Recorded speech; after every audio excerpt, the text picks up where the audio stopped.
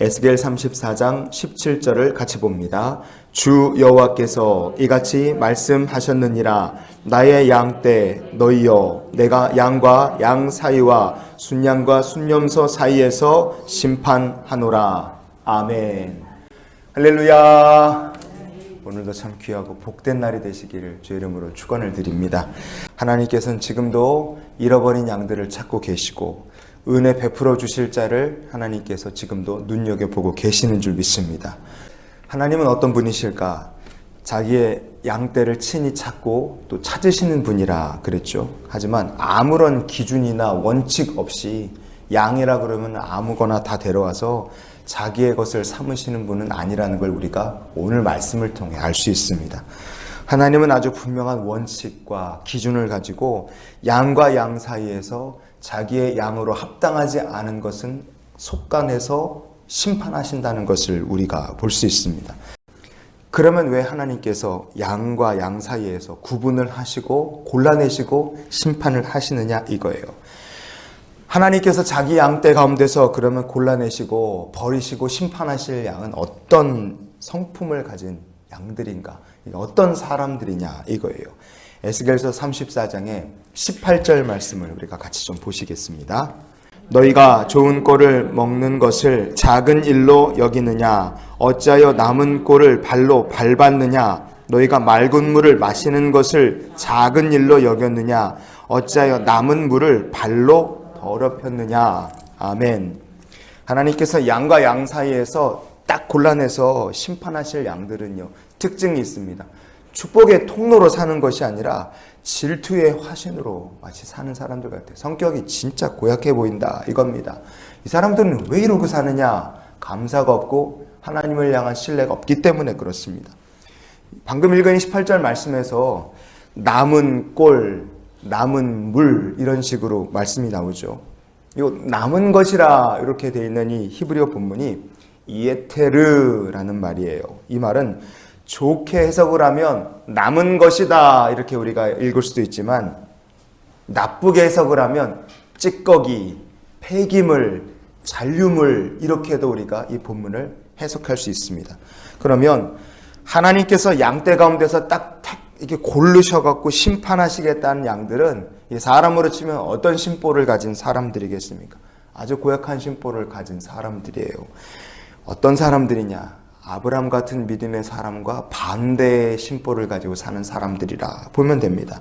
창세기 12장의 2절 3절을 보시면 거기서 하나님께서 아브라함을 향하여 너는 복이 될지라 그러셨어요. 그리고 3절에 가면 땅의 모든 족속이 너로 말미암아 복을 얻을 것이라 하나님 그렇게 말씀하셨습니다. 아브라함에게 주신 이 말씀이 세상을 향한 축복의 통로가 되라는 하나님의 선언이고 축복의 약속 아니겠습니까? 그래서 아브라함도 그 아들 이삭도 이 복 주시는 하나님을 신뢰하기 때문에 하나님께서 그들에게 좋은 것을 주셨고, 아브라함 이삭은 어떻게 살았습니까? 그 복을 누리며 살지만 살다 보면 어쩔 수 없이 혹은 상황이 그래서 이 하나님이 주신 것을 아브라함 이삭이 이렇게 빼앗기는 상황이 올 때 이 두 사람은 하나님을 의지해서 미련 없이 놓고 그냥 떠납니다. 그래서 그들이 떠난 자리에는 하나님이 주신 좋은 것들이 그냥 남아 있었어요. 창세기 21장에 25절을 보시면 아비멜렉의 종들이 아브라함의 우물을 빼앗은 일에 관하여 아브라함이 아비멜렉을 책망하매 그랬습니다. 아비멜렉의 종들이 아브라함이 팠던 우물을 그냥 홀딱 뺏어간 거예요. 그 일 때문에 아브라함이 책망을 하기는 했지만 아브라함이 그 우물을 빼앗기면서 물에다가 흙으로 메우든지 해코지를 하든지 아니면 거기서 막 난리를 치고 그러지 않았어요. 이렇게 뺏었다 책망을 했지만 그냥 너 써라. 그리고 아브라함은 그냥 가는 거예요. 왜? 하나님이 또 복을 주실 줄 믿으니까 그냥 움직일 수 있는 겁니다. 창세기 26장을 보면요, 하나님이 복을 주시는 사람 이삭을 그랄 땅의 사람들이 시기했습니다.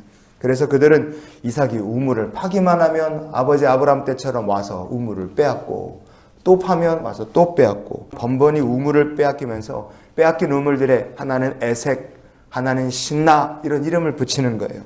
그런데 그렇게 우물을 빼앗기고도 이삭이 사람들에게 아니면 그 우물에 대해서 해코지하지 않았습니다. 남겨놓고 가는 겁니다. 그런 이삭에게 하나님께서 이렇게 응답하셨습니다. 창세기 26장의 22절 말씀을 우리 같이 한번 보시겠습니다. 이삭이 거기서 옮겨 다른 우물을 팠더니 그들이 다투지 아니하였으므로 그 이름을 르호봇이라 하여 이르되 이제는 여호와께서 우리를 위하여 넓게 하셨으니 이 땅에서 우리가 번성하리로다 하였더라. 아멘. 하나님께서 이삭에게 르호봇, 아주 넓다는 뜻이에요.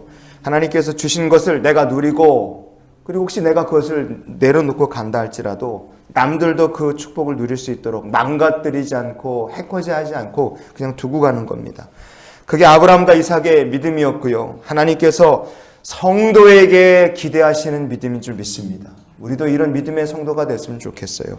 이런 믿음의 사람 이삭에게 하나님께서 25절 말씀에 보면 브엘세바에서도 우물을 파괴하시고 응답을 주신 줄 믿습니다. 아브라함이나 이삭의 믿음과 정반대의 심보를 가지고 우리가 만약에 산다, 그러면 그런 사람이 바로 하나님께서 양들 가운데 딱 골라서 속간해서 버리실 양이라는 걸 우리가 잊지 않았으면 좋겠어요. 왜냐? 이렇게 살기 때문에 그래요.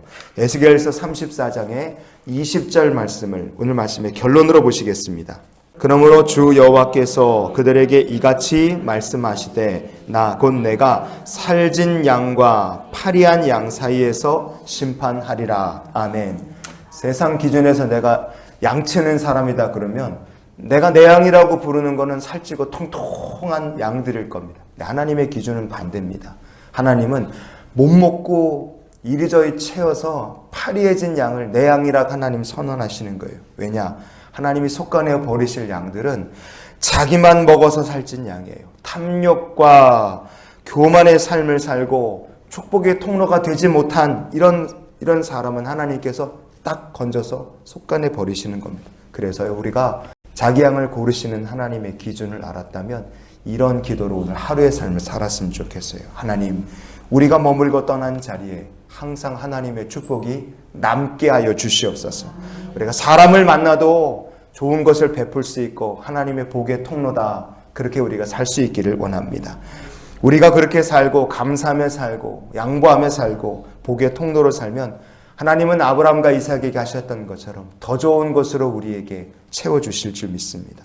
오늘도 우리를 부욕해 하실 하나님과 함께 동행하고 복의 통로로 사는 우리 모두가 되기를 예수님 이름으로 축원을 드립니다.